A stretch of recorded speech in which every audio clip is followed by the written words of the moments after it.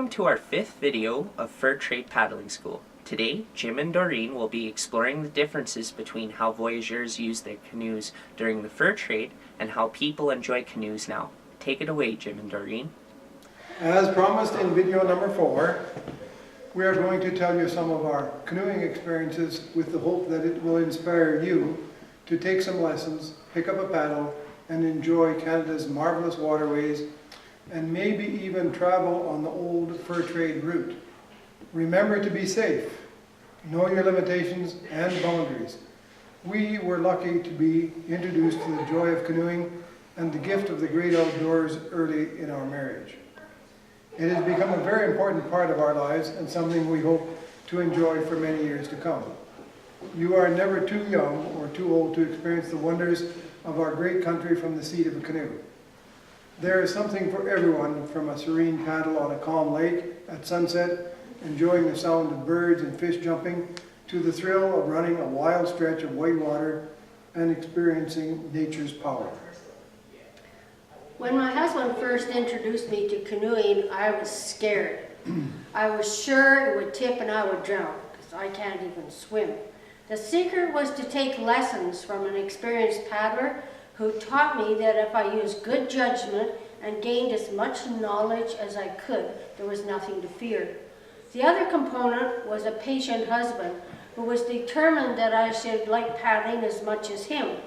Jim became involved with canoeing before I did, working for the YMCA in Saskatchewan at Saskatoon. He worked there in the summer as a guide for wilderness canoe trips. And he fell in love with the paddling, the canoe, and the wilderness, and looked for a way to get all our family involved. As a family, we started paddling in a canoe at the YMCA camps when our children were 2 and 4 years old. These would be little paddles across the shore of the lake in the safety of the shallow water. As we gained more experience and more confidence, we started going on one-night overnight canoe trips across the lake, camping on the other side and paddling back. And when our children got to be the old age of 5 and 7, Jim had become friends with John Velchuk. He was a man who became a kind of guru for paddlers in Alberta, and he was affectionately known as Muskeg John.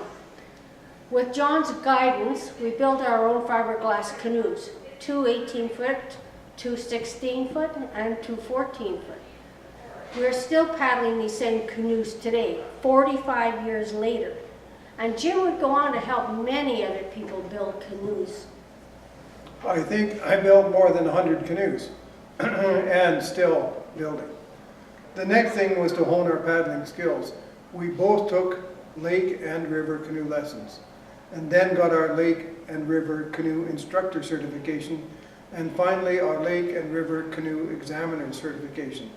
And I became a paddler of great distances as well. and the idea was to gain as much knowledge as we could so as to be safe as possible and enjoy paddling to the maximum.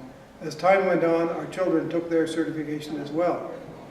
As a family, we had a great time paddling on small lakes, looking for birds and beavers and other animals, going for picnics across the lake, and maneuvering the canoe as a single or double paddler. This led to entering whitewater canoe competitions and learning even more about the power of rivers and the wonders of lakes and oceans. Yes, we paddled oceans. And we paddled from the Pacific into BC, across Alberta, through Alberta and Saskatchewan so many times we can't remember, Manitoba and Ontario, and the Northwest Territories. We think Canada is the most wonderful place in the world to be in a canoe. One of the competitions we used to enter was designed by John Velchuk. It was a weekend-long competition on the upper Red Deer River. It was meant to emulate the skills of the early voyageurs and was called the Muskeg Cup. Paddlers from all over, usually BC, Alberta, Saskatchewan, came to try their skills, and they paddled either as a single paddler or double paddlers, or in our case, both. That meant that I would do all the competition singly, Jim would do them all singly, and then we would do them all doubly. So it meant up and down on the river a lot that day. The competition included a race down a stretch of whitewater, a section of paddling through whitewater gates, lining and poling a canoe upstream, water boiling, and flour packing. You had to carry 1.5 times your own weight. And you could do it by teaspoonful or the whole stuff at once. Your total time on all these events determined your standing. It was exciting and really honed your skills. Our kids were also on the Alberta Summer Games canoe team, and our son was on the Alberta Voyageur canoe team. So you can see that we were involved in a lot of different styles of paddling and enjoying the outdoors. One of the highlights for us was our first family wilderness canoe trip. Guess where? On the Churchill River, of course. A 3-week trip in Saskatchewan from Missinippi to Pelican Narrows. The Churchill is beautiful. It flows through a series of lakes and drops, of rapids and falls, and then more lakes with a steady river flow that helps you on your journey. The river actually starts just north of Edmonton in a little pond known as Amisk Lake, and then flows east, ever east, all the way to Hudson's Bay. But it is an area of extreme beauty with granite rocks, evergreens, muskeg, quiet bays, and wild rapids. The fishing is marvelous, the wildlife abounds, and the camping is superb. Some of the highlights of our trip were catching big northern pike on small pocket fisherman rods, camping on rocky outcrops, watching the northern lights, cooking over campfires, maneuvering through rapids, portaging, building saunas, swimming, looking for ancient pictographs, and seeing what was around the next bend. This was the start of 48 years of wilderness canoe tripping, including another one on the Churchill this year. Of our many canoe trips, another highlight for us was spending 3 weeks on the Yukon River from Whitehorse to Dawson City. We first went to Skagway and hiked over the famous Chilkoot Pass, the Trail of 98, to Whitehorse, and then paddled from Whitehorse to Dawson City. And it was really exciting being able to paddle at 11 o'clock at night along the river. And it was a very fast river. And you could make about 8 miles while you ate your lunch in the center of the canoe. So it was a lot of fun, and there was a lot of history along the way, a lot of different points where you could stop and see where some of the travelers beforehand had passed by, and some of the old steamboats, and where Sam McGee's steamboat was sitting at the side of the river. Yes. So besides these, we had paddled on the Red Deer, North Saskatchewan, Yukon, Cree, Churchill, Saskatchewan, Bow, Battle, McLeod, Bloodvein, Red Deer rivers to mention a few, and on many lakes and ponds, through rice paddies and reed beds, over beaver dams and over falls and ledges. Yeah, we did go over falls one time, stayed upright, into lily pad covered bays, past beautiful islands and waving wheat fields, and always enjoying the sights, the journey, and the connection with nature. It gives you a feeling of peace and accomplishment to travel with all the food, clothing, and shelter you need, and to spend time where few or no others have gone before. We'll end this video listing some of the more exciting or dramatic wilderness canoe moments that we have had, such as Going over a waterfall sideways. That was Grand Rapids, but we stayed upright. paddling through some fast water near the bank and looking up into the eyes of a bear only a couple of feet away. That was on the Yukon, wasn't it? Yes, it was. And you were yelling at me to look up, look up, look up and see a face of a bear above me. Okay, catching a huge northern pike and having it smash around in the canoe beside you. Like just a week ago, seeing something swimming toward you with a big head and big ears. Was it a bear? No. It turned out to be a dog. Successfully shooting a set of rapids with lots of necessary maneuvering. Trying to find the old portage trails, long since unused. Finding your way in the wilderness with a map and compass. Most people use GPS these days, but we found out that if you drop a GPS overboard into the water, it doesn't work again, but a map and compass does. Hiding under the canoes in a hailstorm.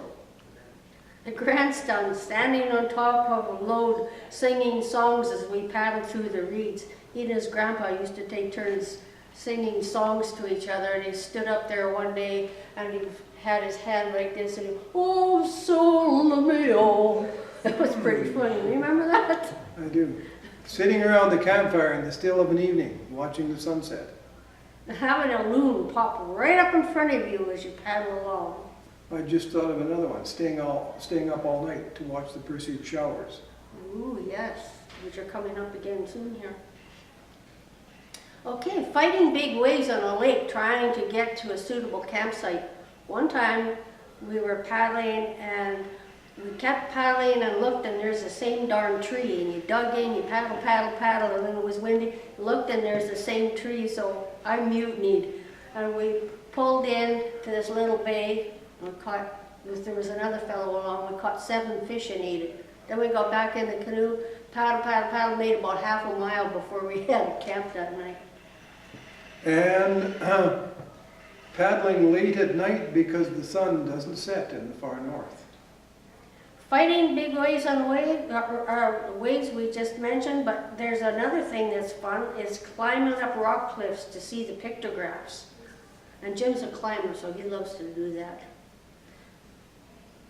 Okay, finding a beautiful island to camp on, only to find it covered with bear sign. Going down an 8-mile stretch of white water, scraping your canoe on the rocks below. That was the Cree River in northern Saskatchewan. That's one. Flying into a remote area in a float plane with your canoe strapped onto the pontoons. Lining a canoe up a set of rapids and having it fill with water and then having to dry out everything, including the things in the first aid kit. Band-aids all over the trees. Having the fun paddling a small stream with 14 beaver dams that you have to pull your canoe over. The wind flapping the tarp over your campfire so hard it knocks the poles down and you have to rescue your supper from being knocked into the fire. Remember you and Dick were holding the tarp, and Connie and I were trying to rescue our escargot that we were cooking for hors d'oeuvres. More ashes than escargot. Listening to the thunder and watching the lightning getting closer and closer around your camp, and all there is between you and it is your small tent. We like to say that we eat better on a canoe trip than we do at home. And the other one is getting out of bed at 1 a.m. to see the sky lit up with northern lights. Remember, there's another one with a grandson. He was from Germany and he'd never seen northern lights. And he got up to go to the bathroom and he saw the northern lights and he came running into her tent. Grandpa, come and see! Pretty exciting times. Discovering rubies or beautiful crystals in the rock where you're camped. Sitting on a beautiful island, watching the water and sky, listening to the birds, animals, and water, with everything around you calm and silent. And best of all, sharing nature, paddling, and camping with your friends. We hope this gets you excited about spending some time on Canada's waterways. In Canada, we're so lucky. There's always a paddleable body of water close by for you to try. There is so much to experience in Canada's wilderness. It's the best country on earth. It is something you should try at least once in your lifetime. We've been fortunate to have been enjoying canoeing for 48 years. Next time, how about more about the trips and canoes and equipment we use and some safety tips for you. See you then. And before we forget, one of the best films in the world made in Canada about canoeing, Path of the Paddle. Google Path of the Paddle. Yes. Bill Mason. That's good. Thank you.